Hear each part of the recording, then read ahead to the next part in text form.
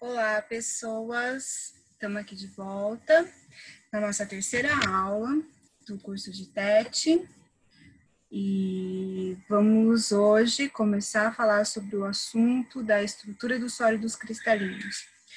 Na nossa última aula, para quem se recorda, a gente falou de ligações interatômicas, formamos um bom conteúdo de informações sobre esse tema e com base no que a gente viu na aula passada, hoje a gente segue, para tentar compreender a estrutura dos sólidos cristalinos, que será a base, para o conteúdo que vem a seguir.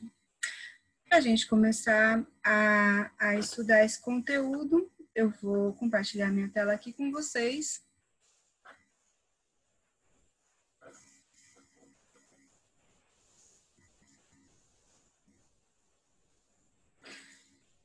Então, hoje, nós estamos na aula 3. A aula 3 trata de estrutura dos sólidos cristalinos. Lembrando sempre, que nesse curso trabalhamos eu e o professor Diego.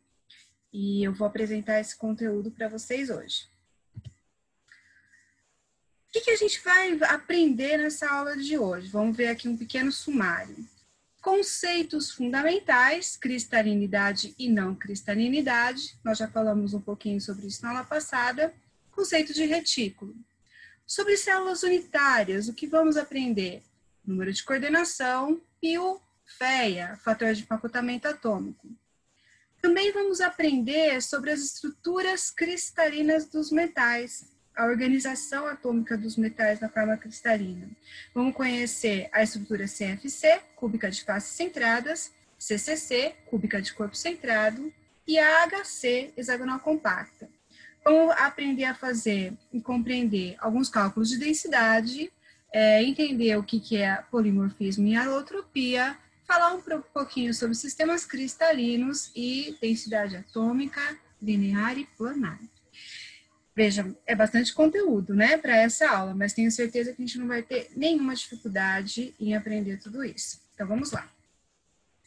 Bom, com relação a conceitos fundamentais, a classificação de um material de acordo com o arranjo dos seus átomos pode ser num arranjo do tipo cristalino, onde os átomos se organizam num padrão tridimensional que se repete e com longo alcance, ou a configuração, a organização atômica pode ser não cristalina, ou chamada ainda amorfa, um arranjo amorfo, onde a ordem atômica de longo alcance está ausente. Mas o que é isso, Vamos tentar entender um pouco melhor. Por exemplo, a forma geométrica externa de um material qualquer é uma consequência do arranjo interno dos átomos ou moléculas das estruturas cristalinas. A gente vê aqui alguns materiais diferentes, A vanadinita, a magnetita, que são minérios, e o rutilo. Se a gente observar externamente, a configuração, a morfologia desses materiais, a gente vai ver que eles são bastante diferentes. E a organização do sólido cristalino vai ter uma diferença fundamental para essa aparência externa que a gente encontra desse material. Agora, vamos partir para um conceito que é super importante para tudo que a gente vai ver aqui para o futuro da nossa disciplina de TET. Tudo mesmo. Conceito de célula unitária. Os átomos são tratados no conceito de célula unitária como esferas sólidas, com diâmetro bem definido. A gente sabe que na prática não é exatamente assim, a gente sempre toma o padrão de esfera, com diâmetro bem definido, para poder facilitar o nosso entendimento. Então, a gente sempre vai considerar que os átomos são esferas sólidas, com diâmetro bem definido, para entender a configuração da célula unitária. O que é o retículo? É a matriz tridimensional de pontos que coincide com as posições dos centros dos átomos ou esferas. Então, a gente vai aprender a trabalhar com essa representação em esferas reduzidas, onde a matriz tridimensional de pontos que coincide com as posições dos centros dos átomos, considerados esferas com diâmetro bem definido. A célula unitária é um bloco ou uma unidade estrutural básica que define a estrutura cristalina completa do material. A menor subdivisão de uma rede cristalina que conserve as características gerais do retículo. Então, a célula unitária ela pode ser entendida como um padrão. Aqui a gente tem um exemplo, né? Olhem aqui onde eu estou mostrando com o mouse, a gente tem, com o indicador do mouse, todo um sólido cristalino formado por múltiplos átomos que estão organizados de uma forma geometricamente definida. Se a gente fizer um extrato, né, retirar aqui uma seção perfeitamente cúbica desse sólido cristalino, eu vou observar que eu tenho aqui um padrão, aqui já numa representação em esferas reduzidas, né? A gente vê aqui que uma forma mais densa, isso é um pouquinho mais difícil de observar, mas quando eu coloco aqui esferas reduzidas no local dos átomos e verifico, né, o padrão cúbico, eu vejo que essa célula unitária, se eu unir, né, os centros, os núcleos desses átomos, e formar com isso os pontos do retículo, esse reticulado cúbico, ele vai ter uma organização geométrica bem definida de átomos.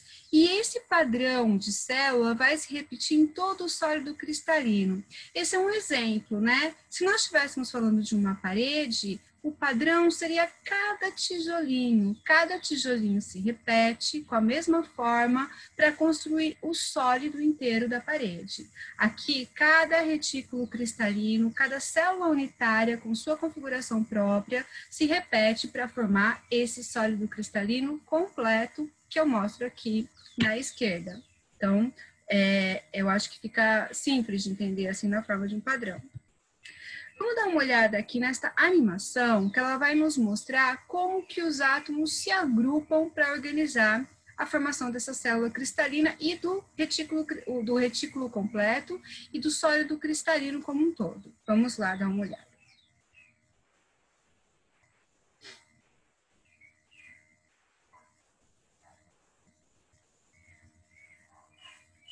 Ali a gente tem o átomo central, os átomos que vão constituir, né, os vértices da célula. Aqui, só o volume interno do retículo cristalino ocupado por átomos. Aqui a gente começa a observar o crescimento, né, no processo de solidificação, a formação de um sólido cristalino completo, onde múltiplos padrões de células cristalinas se repetem, formando aqui, né, uma rede cristalina completa.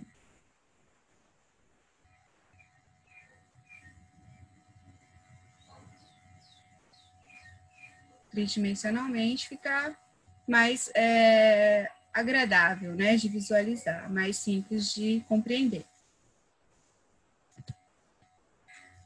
Agora que a gente já entendeu o conceito de célula cristalina, de retículo, a gente vai compreender que existem alguns parâmetros muito importantes para a gente aprender sobre a célula. Também vamos aprender que existem configurações geométricas diferentes para cada célula, mas por enquanto, vamos entender um pouquinho esses parâmetros aqui que serão válidos para todas elas. Conceito de número de coordenação. O que é o número de coordenação? É o número de átomos que tocam um átomo em particular. É o número de vizinhos mais próximos desse átomo. Esse número de vizinhos mais próximos do átomo, de vizinhos átomos mais próximos do átomo central, representa o número de coordenação da célula cristalina. Ele indica quão próximos eles estão dentro da célula unitária. Então, olha aqui, ó.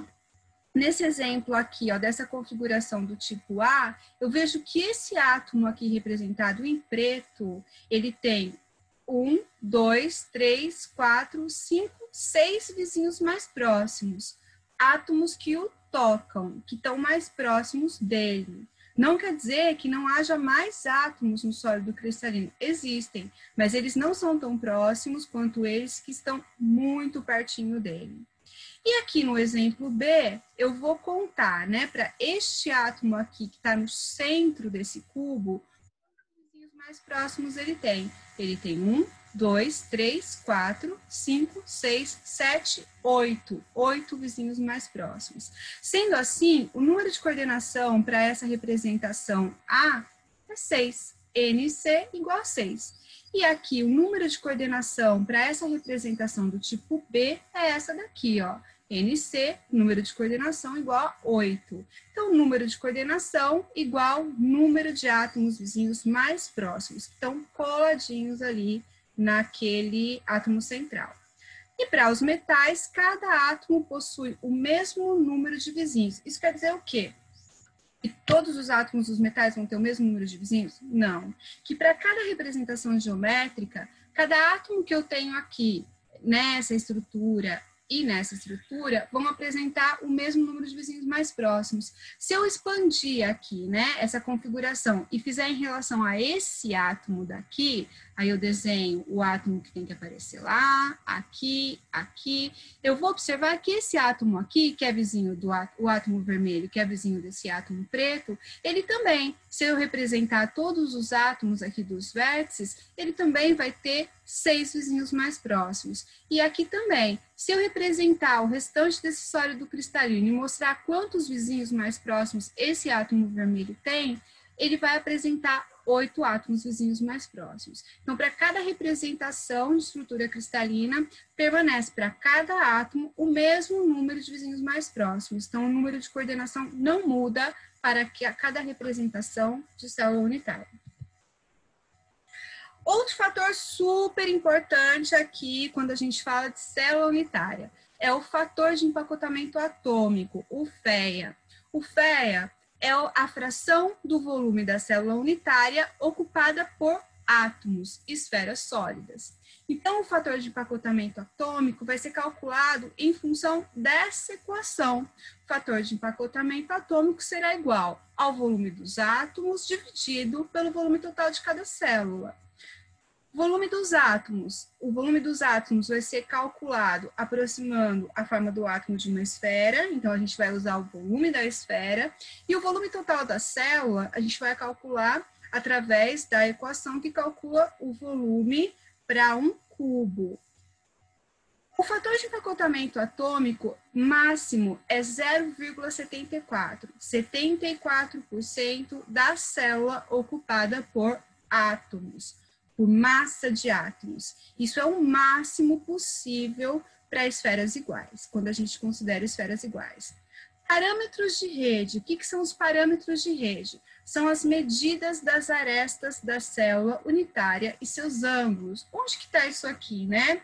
Onde que estão os parâmetros de rede? Aqui, por exemplo, nessa célula cúbica, eu vejo que essa aresta mede A. Este é um parâmetro de rede. Mas o valor dos ângulos dessa célula também são parâmetros. Se eu estiver trabalhando com essa célula cúbica, a aresta do cubo vai ser A. E o ângulo, todos os ângulos que o cubo forma em relação às faces, serão sempre iguais a 90 graus. Para uma célula hexagonal compacta, isso vai mudar um pouquinho, né? Eu vou ter como arestas da base e do topo o valor A, mas a altura aqui desse hexágono vai ter um valor C, diferente de A.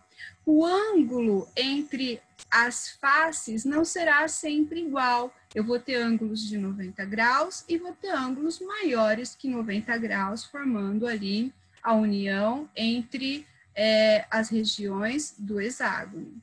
Então, os parâmetros de rede, eles vão variar para diferentes tipos de células unitárias. E eles são extremamente importantes para um assunto que vem na sequência desse, na nossa próxima aula, que são os defeitos cristalinos, né? Ou como que a relação entre planos e os planos, né, que os átomos ocupam na célula unitária, como essas relações são super importantes para determinar as propriedades materiais. Bom, as estruturas cristalinas dos metais. Até agora a gente estava falando de estrutura cristalina, falamos de parâmetros de rede de maneira geral, mas o que a gente precisa se lembrar é que no estado sólido, todos os metais, todos, sem exceção, vão apresentar uma estrutura cristalina bem definida, determinada por algum tipo de célula unitária que se repete como padrão, todos, no estado sólido. Então, a estrutura cristalina dos metais, o que a gente pode falar sobre elas? Elas são relativamente simples, quando comparadas a estruturas encontradas em algumas cerâmicas e polímeros. Elas são formadas, né? Essa organização é formada pela ligação metálica. Lembram da ligação metálica, em que os elétrons estavam dispostos numa nuvem eletrônica de uma forma ionizada, e que essa configuração de mar de elétrons era responsável por várias propriedades que a gente falou dos metais, principalmente condutibilidade térmica e elétrica. A ligação metálica, então, o que ela vai nos apresentar? Aqui a gente vai retomar sobre ela. Ela é não direcional, não tem restrição em relação ao número e à posição dos átomos vizinhos mais próximos, tem número elevado de vizinhos, empacotamentos densos, e cada esfera, na representação da estrutura cristalina, vai representar um núcleo iônico. Olha só, aqui a gente tem um exemplo, né, de alguns metais e as suas respectivas estruturas cristalinas. Então, vamos lá. O alumínio tem uma estrutura CFC e um raio atômico de 0,1431. Se eu for observar aqui o ferro, por exemplo, o ferro alfa, a gente vai compreender, a gente vai falar de polimorfismo ainda hoje, que o ferro alfa ele vai se apresentar a temperatura ambiente, por exemplo, tem estrutura cristalina CCC, cúbica de corpo centrado, e um raio atômico de 0,1241. Se a gente vê aqui, né, para o titânio em sua fase alfa, já vamos compreender o que isso significa. Ele vai ter uma estrutura cristalina HC, hexagonal compacta, e um raio atômico em milímetros de 0,1445.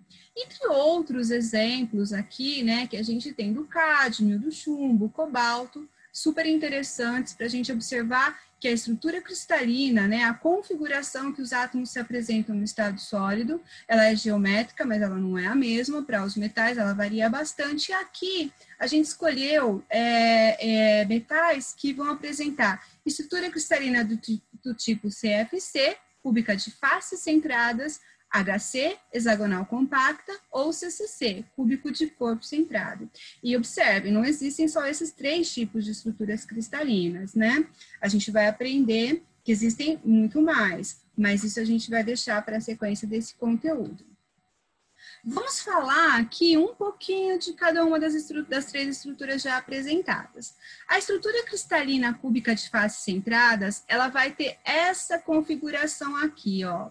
Uma configuração que é cúbica, lembrando que essa é uma representação em esferas reduzidas, e essa daqui está muito mais próxima de uma imagem, mais próxima do real, quando a gente visualiza o material metálico com a utilização de um microscópio eletrônico de varredura. É claro que isso aqui é uma representação super organizadinha, mas se a gente estivesse vendo uma foto ampliada em 20.000 vezes da estrutura interna de um metal, por exemplo, a gente veria algo muito semelhante. Então, olha só, aqui na representação em esferas reduzidas, os espaços, né, a gente está vendo só a representação do núcleo, para que os espaços sejam visíveis, né, entre esses átomos. Na estrutura CFC, cúbica de centradas, a gente vai ter a representação de 8 átomos, um em cada vértice, e mais um átomo no centro de cada face do cubo. Então, são 8 átomos, um em cada vértice, e um átomo no centro de cada face. Como o cubo apresenta 6 faces, serão 8 átomos dos vértices, mais 6 átomos em cada uma das faces. Isso nessa representação de esferas reduzidas, né? A gente extraiu esse cubinho aqui do sólido cristalino, da rede cristalina, representou aquele em esferas reduzidas. E se eu fizer uma representação com o volume interno dessa célula, que é ocupado verdadeiramente por átomos, porque parte desses átomos estão fora desse cubo, né? Fora da célula, da representação da célula unitária. E a outra parte está dentro. Se eu fizer uma representação disso aqui, ó, numa representação realmente volumétrica, quanto do volume do átomo está lá dentro, eu vou ter algo mais parecido com isso aqui, né?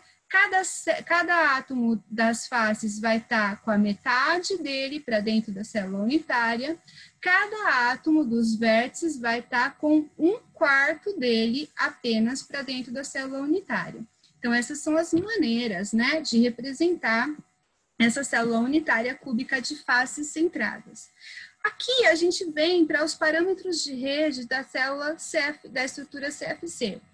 A é um parâmetro de rede que a gente vê aqui, né, a representação do comprimento da aresta, e o R é o raio atômico de cada um desses átomos presentes na estrutura CFC. A gente pode fazer essa relação aqui, ó, entre A, aresta, e R, raio. Como é que eu cheguei, né, que o A, aresta, vale raiz de 2 vezes 2 vezes o raio? Bom, eu calculei, eu sei, né, porque eu já estudei sólidos, que essa diagonal aqui vale 4R. Por quê? Aqui eu vou ter dois diâmetros inteiros de átomo. Se eu tenho 2 diâmetros inteiros, eu tenho 4 vezes o raio do átomo. Então, essa diagonal vale 4R. Essa aresta vale A, essa aresta vale A. Então, eu posso representar isso aqui através desse triângulo, né? Que eu estou mostrando aqui para vocês, triângulo retângulo. Se eu utilizar a famosa e conhecida equação de Pitágoras, eu vou dizer assim, ó, o quadrado da hipotenusa é igual à soma do quadrado dos catetos. Hipotenusa 4R, cada cateto valendo A. 4R ao quadrado é igual 4R elevado ao quadrado é igual a A ao quadrado mais A ao quadrado. Eu posso dizer, então, que 16R ao quadrado é igual a 2A ao quadrado. Se eu desenvolver essa equação, né? Olha aqui, 8R ao quadrado é igual a A ao quadrado, A igual a raiz de 8R ao quadrado, A é igual a raiz de 2 vezes 2 vezes 2R ao quadrado, eu vou tirar esse 2 ao quadrado da raiz, esse R ao quadrado ao raiz, e vou chegar que a aresta realmente é igual a raiz de 2 vezes 2R. Para que a gente está fazendo esse desenvolvimento agora, né? Porque ele vai ser muito importante no futuro, para a gente aprender, né, a relação disso e dos outros, os outros conceitos que nós aprendemos. A gente sabe, né, pela observação dessa imagem, que eu tenho 4 átomos inteiros dentro da célula unitária, por quê? Porque eu vou ter uma metade, uma metade, uma metade em cada face, então eu vou ter uma metade em cada face, todas essas metades das faces vão representar 3 átomos inteiros, né? Vou ter uma metade em cada face, são 6 faces. Então, eu vou ter 3 átomos inteiros representados pelos valores das faces. E se eu juntar todos esses 1/4 de átomo que eu tenho aqui nos meus 8 vértices, eu vou ter ali mais uma quantidade de átomos que, no final, vão me representar um valor de 4 átomos inteiros dentro da célula unitária. O número de coordenação aqui é 12, isso quer dizer que cada átomo vai ter 12 vizinhos mais próximos, qualquer um deles vai ter 4 vizinhos mais próximos, e o fator de empacotamento atômico dessa célula unitária é 0,74, quer dizer o quê? Que 74% dessa célula está ocupada por esses átomos. Então, eu tenho uma quantidade de massa de átomos aqui dentro que ocupa 74% da célula. O restante são espaços vazios dentro da célula unitária. Problemas, né? Vamos ver se a gente compreendeu. Calcule o volume da célula unitária cúbica de faces centradas em função do raio atômico R. Então, o que esse problema está pedindo? Que a gente calcule o volume dessa célula, o volume do cubo, em função deste R, deste raio atômico dos átomos que ocupam a célula. Vamos ver se a gente consegue compreender a solução. Vamos lá. O fator de empacotamento atômico é definido como sendo a fração do volume que corresponde às esferas sólidas em uma célula unitária. Então, a gente já sabe, né?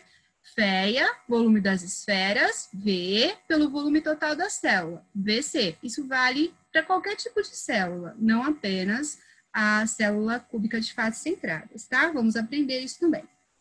Tanto o volume total das esferas como o volume da célula unitária podem ser calculadas em termos do raio R, que foi o pedido, né? O volume para uma esfera é de 4/3 de PR ao cubo. Essa é a equação conhecida para calcular o volume de uma esfera. E uma vez que existem 4 átomos por célula unitária CFC, existem, né? A gente já calculou isso, né? Um formado por vou voltar lá para a gente dar uma olhada. Existem 4 átomos aqui, 1, 2, 3, 4, 5, 6. 6 metades, compondo 3 átomos inteiros. Mais 1, 2, 3, 4, 5, 6, 7, 8. 8 vezes 1/8 de cada átomo. Se eu tenho 8 vezes 8 pedacinhos de 1/8 em cada vértice, eu vou ter um átomo inteiro composto por todos os pedacinhos do vértice. Se eu tenho metade de um átomo em cada face, se eu juntar todas essas metades, sendo 6 faces, vou ter 3 átomos alocados nas faces dessa célula unitária. Então, 4 átomos por célula unitária. Sendo assim, procede, né? Uma vez que existem 4 átomos por célula unitária CFC, o volume total na estrutura CFC, cúbica de face centrada, será o volume da esfera, 4 vezes o volume de cada uma das esferas, 4/3 de PR ao cubo, que é igual a 16/3 de PR ao cubo. O volume total da esfera, aqui não tem problema 3.1, né, porque o nosso problema é 3.1, o volume total da célula unitária, então, será de 16R ao cubo, raiz de 2. Próximo problema. Fator de empacotamento. Mostre matematicamente que o fator de empacotamento da estrutura CFC é de 0,74. A gente já sabe disso, né? Isso é uma informação dada, que a gente sabe que 74% da área interna da estrutura CFC é ocupada por átomos, mas ele quer que a gente prove. É possível reorganizar esses átomos de forma a obter um valor de FeA maior que 0,74? A gente sabe que não, né? Que esse é o volume máximo, mas eu vou mostrar que é possível obter esse valor tanto na CFC quanto numa que nós já comentamos, que é a HC. Olha aqui, né? O cálculo, só porque só dá para obter igual. O cálculo do fator de empacotamento igual a 0,74 para célula CFC vai ser assim. Fator de empacotamento atômico igual ao volume dos átomos, representados como esferas, pelo volume da célula. A gente já sabe, né? Tem 4 átomos na célula CFC, multiplico, né? Pelo volume de cada um. E eu tenho aqui, para calcular o volume do cubo, eu calculo aresta por aresta por aresta, aresta ao cubo. Mas a gente sabe, né, já observamos ali pelo Teorema de Pitágoras, que cada aresta na CFC vale 2R raiz de 2, que eu elevo ao cubo. Aí, fazendo esta continha aqui, eu vou eliminar os R's, vou matematicamente resolver isso, eu vou ter que o fator de empacotamento da célula CFC é 0,74.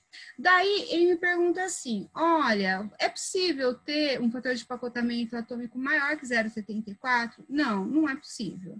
Esse é o maior fator de empacotamento que uma célula vai apresentar. Existem menores, mas existe a possibilidade da gente ter um fator de empacotamento igual para a célula HC, hexagonal compacta, por exemplo, que eu represento aqui, né? Como um hexágono na base, um hexágono no topo, e aqui, né, a altura do hexágono com as células, com os átomos internos que fazem com que essa célula seja chamada de compacta. A gente tem uma representação dessa célula, onde A representa a aresta menor e C a aresta maior. Aqui para o cubo, quando a gente falava de cubo, a gente só tinha arestas iguais, né? Aqui não é mais assim. Então, aqui eu até coloquei o cálculo do fator de empacotamento para a célula HC, hexagonal compacta. A gente não vai comentar muito sobre isso, depois vocês podem olhar com calma. Mas esse fator de empacotamento, depois que a gente desenvolver tudo nas mesmas bases, né? Considerando aqui que o volume dos átomos leva em consideração que tem um número de átomos diferentes, né?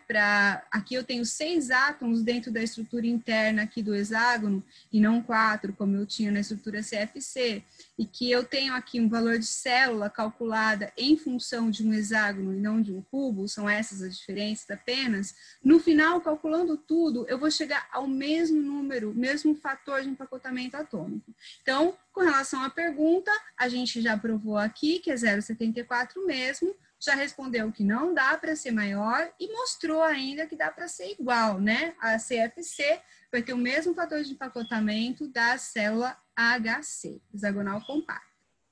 Olha, uma célula muito interessante que a gente vai falar muito durante o nosso curso, né? Que é a estrutura cristalina do tipo CCC, cúbica de corpo centrado. Também, né? Com os mesmos detalhes que a gente comentou anteriormente para a CFC, eu vou ter aqui uma extração de um pedacinho, a célula unitária, o padrãozinho retirado aqui desse reticulado cristalino, e aqui eu vou ter um átomo no centro geométrico espacial desse cubo e vou ter 8 átomos, um em cada vértice, nessa representação em esferas reduzidas.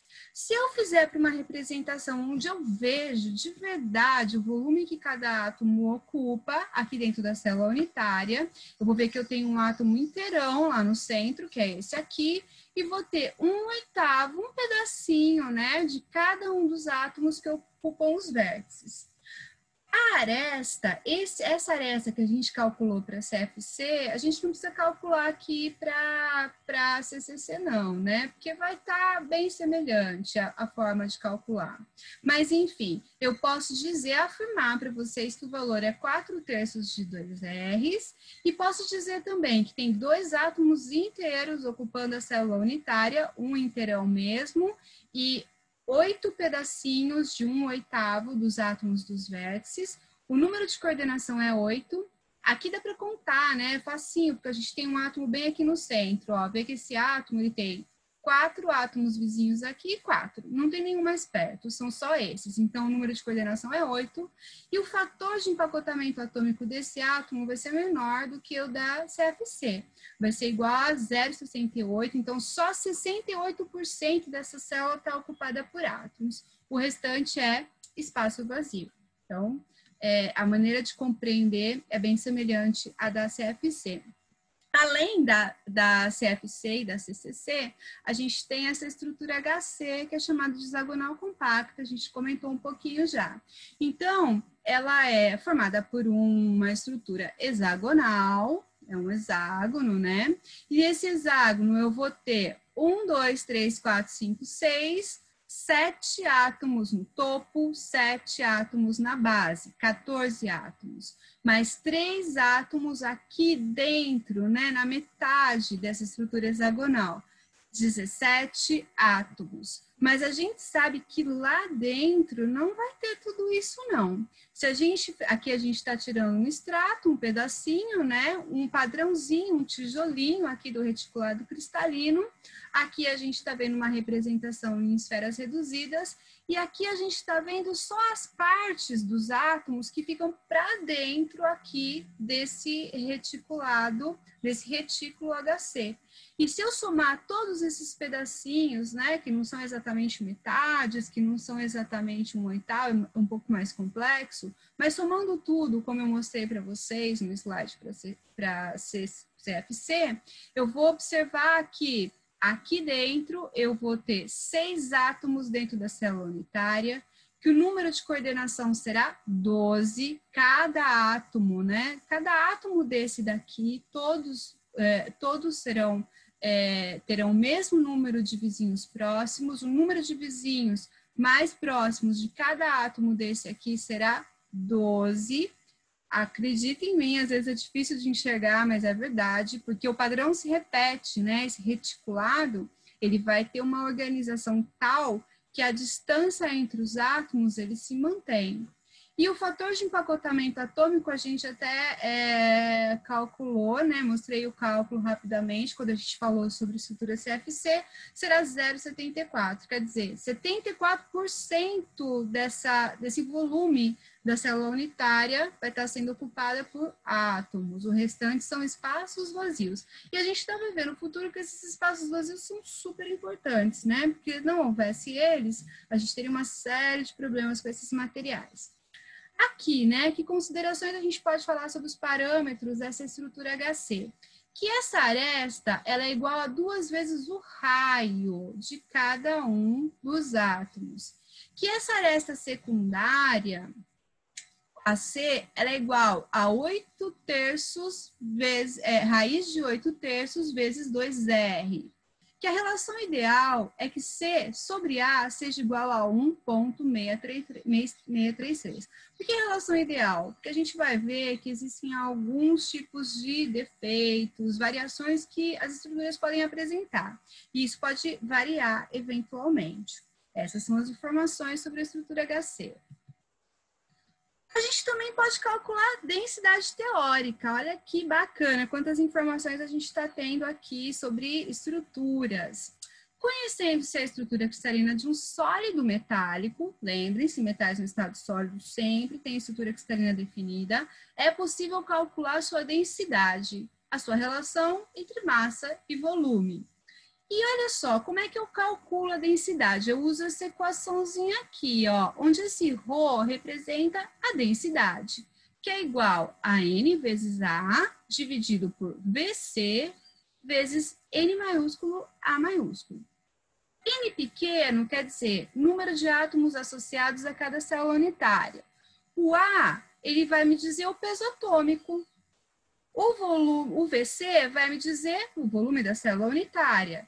E o N maiúsculo A maiúsculo é o número do Avogadro, 6,023 vezes 10 na 23 átomos por mol. Parece muita informação, né? Mas não é. Vai ser bem simples de trabalhar com isso. Aqui um probleminha. Vamos ver se a gente sabe fazer. Cobre possui um raio atômico de 0,128 nanômetros. Nanômetros, lembrem, né? 10 a menos 9.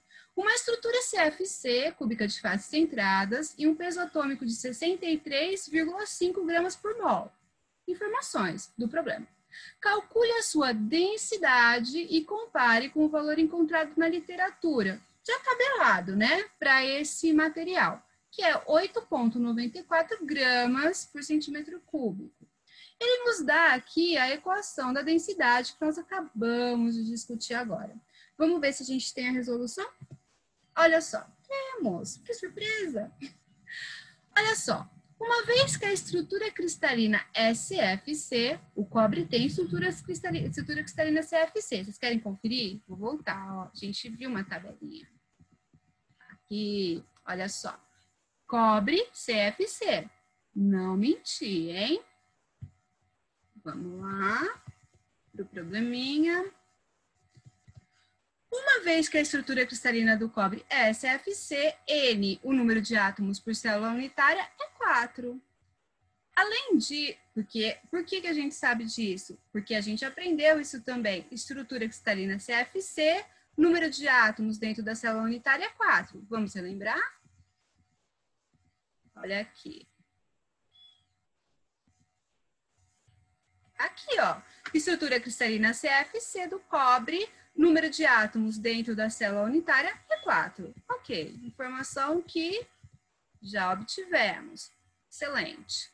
Além disso, o peso atômico do cobre, o A do cobre, azão, é dado como sendo 63,5 gramas por mol, dado do problema. E a gente poderia encontrar na literatura. O volume da célula unitária VC para a CFC foi determinado no problema exemplo 3.1, que no nosso caso é o problema exemplo 1. Aqui está 16 R ao cubo raiz de 2. Calculamos ali no nosso problema 1. Para a nossa aula 3. Muito bem. Tá certinho. Raiz de 2, 16 raiz de 2 R ao cubo. Onde o valor de R, o raio atômico, é de 0,128 nanômetros, valor do problema. A substituição dos vários parâmetros na equação aqui da densidade fornece. Se a gente substituir por todas as informações que a gente já tem, N, A, VC, NA, eu vou ter aqui 4 átomos por célula, é a quantidade de átomos que tem dentro da célula unitária CFC, vezes o A, e o A é o quê? O A é o peso atômico do cobre, nesse caso, 63,5 gramas por mol, divididos pelo valor o volume da célula CFC, já calculado no problema 1, 16R ao cubo raiz de 2, multiplicado pelo número do Avogadro. E o número do Avogadro é um dado do problema, né? Número do Avogadro, 6,023 vezes 10 na 23 átomos por mol. Fazendo todas essas continhas básicas aqui, a gente vai chegar que Rho, a densidade do cobre, é igual a 8,89 gramas por centímetro cúbico. O valor encontrado na literatura para a densidade do cobre é 8,94 gramas por centímetro cúbico, que está em boa concordância com o resultado encontrado. Esse anterior, muito próximo, né? Quase não varia. Então, são continhas, né? Numerozinhos, a gente precisa prestar atenção, mas nada muito difícil. Agora, a gente vai para um conceito muitíssimo importante, principalmente quando a gente falar do diagrama de equilíbrio ferro-carbono, que vai acompanhar-nos pela vida toda em materiais e mecânica. Polimorfismo. O que é polimorfismo ou alotropia?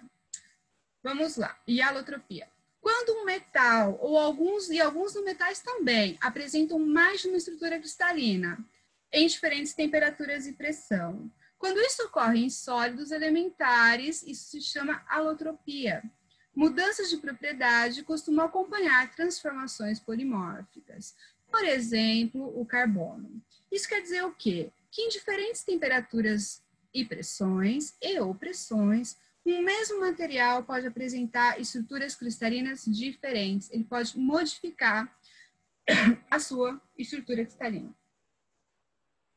Vejamos como. Olha só, um exemplo aqui do titânio. Olha aqui o titânio. Uma temperatura abaixo de 883 graus Celsius, o titânio vai apresentar uma estrutura hexagonal compacta e uma fase alfa. Logo entenderemos o que é a fase alfa. Acima de 883 graus Celsius, o titânio vai apresentar uma estrutura CCC, fase beta. E a gente já vai entender o que é isso. Dos elementos químicos conhecidos, 40% apresentam variações alotrópicas. A gente vai aprender que o ferro é um dos elementos que apresentam alotropia. O ferro, ele vai ter estrutura cristalina CCC, e varia um pouco, né? Mas para um tipo específico de liga ferrosa, estrutura CCC até 723 graus Celsius, e a partir daí ele vai se transformar numa estrutura CFC, isso para uma composição de liga. Então, polimorfismo e alotropia é um fenômeno que acontece quando o mesmo material tem estruturas cristalinas diferentes a diferentes temperaturas e pressões. Sistema cristalino, importantíssimo compreender. A geometria de uma célula unitária qualquer pode ser completamente definida através de 3 parâmetros muito importantes. Comprimento das 3 arestas, 1, 2 e 3. 1, 2 e 3. Comprimento das 3 arestas, aresta A, aresta B, aresta C. Ângulos entre os 3 eixos, ângulo alfa, ângulo beta, ângulo gama. As diferenças entre os comprimentos destas arestas e esse ângulo formado entre os 3 eixos será determinante para que a gente conheça, saiba diferenciar e conheça as diferentes características dos sistemas cristalinos. São 7 possíveis combinações para esses sistemas cristalinos. Cada combinação representa um sistema cristalino. Então, aqui a gente tem um extrato, né, de um reticulado inteiro, numa representação em esferas reduzidas. Eu trouxe para cá um padrãozinho e mostrei aqui, né, que eu vou ter, por exemplo, posso ter diferentes comprimentos de A, B e C e diferentes ângulos alfa, beta e gama. Ou posso ter os mesmos, por exemplo, como numa estrutura cúbica. Numa estrutura cúbica, A, B e C terão o mesmo valor, e alfa, beta e gama também terão o mesmo valor. Mas isso pode variar bastante, né? Se a gente perceber que são 6 parâmetros diferentes. E olha aqui, ó, uma demonstração de como isso é interessante. Num sistema cúbico, eu vou ter A, B e C iguais, e vou ter alfa, beta e gama iguais a 90 graus, como já comentamos. No sistema hexagonal, eu vou ter A igual a B, porém diferentes de C. Eu vou ter alfa igual a beta e iguais a 90 graus, que são os ângulos formados nesses eixos, e vou ter um gama igual a 120 graus. Para o tetragonal, A igual a B, porém diferente de C. A igual a B, diferente de C. Em compensação, alfa, beta e gama, os ângulos formados entre os eixos, todos serão iguais a 90 graus. Eu ainda tenho aqui um sistema romboédrico, amo os nomes, ou trigonal, onde A, B e C serão iguais. Porém, alfa será igual a beta e gama diferente de 90 graus. Um sistema ortorrômbico, estamos aprendendo nomenclaturas interessantíssimas, onde alfa, beta, A, B e C serão diferentes entre si, e alfa será igual a beta, que será igual a gama, que será igual a 90 graus. Todos serão iguais, todos os ângulos são 90 graus. Um sistema monoclínico, onde A, B e C serão diferentes, todos diferentes. O alfa será igual a gama, que será igual a 90 graus, porém o beta será diferente. Um sistema triclínico, onde tudo é diferente. A diferente de B, diferente de C, e alfa diferente de beta, que é diferente de gama, e todos diferentes de 90 graus. Então, as variações são interessantíssimas, né? Densidade atômica linear ou planar. Aqui a gente começa a entrar em algo muito complexo, né? Vamos aprender aqui algo muito interessante. Análogos do fator de empacotamento, fração de volume, densidade atômica linear contida no plano, fração de átomos interceptados por uma linha, fração do comprimento, define a direção do escorregamento. Aqui está o pulo do gato. A definição da direção de escorregamento vai determinar o comportamento do material com relação às propriedades definidas por ductilidade e também plasticidade. Densidade atômica planar, fração da área cristalográfica planar que é ocupada por átomos. Define o plano de escorregamento. Aqui defino a direção e aqui o plano. Quando a gente estiver falando de propriedades, principalmente de plasticidade, elasticidade, ductilidade, a gente vai precisar conhecer bem esse conceito.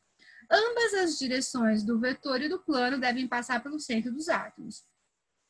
O que é o escorregamento afinal, né? Já que eu falei que é tão importante isso para o estudo da plasticidade. Mecanismo segundo o qual os metais se deformam plasticamente. O escorregamento ocorre no plano mais denso ao longo da direção mais densa. Aqui a gente tem um exemplo, né? A gente tem um exemplo que mostra um plano de escorregamento. Aqui mostrando, né, uma direção de X para Z passando por Y. Sempre representados, né, os vetores representados nos centros de cada átomo. E aqui a gente tem a demonstração, né, de pontos A', B', D', E'.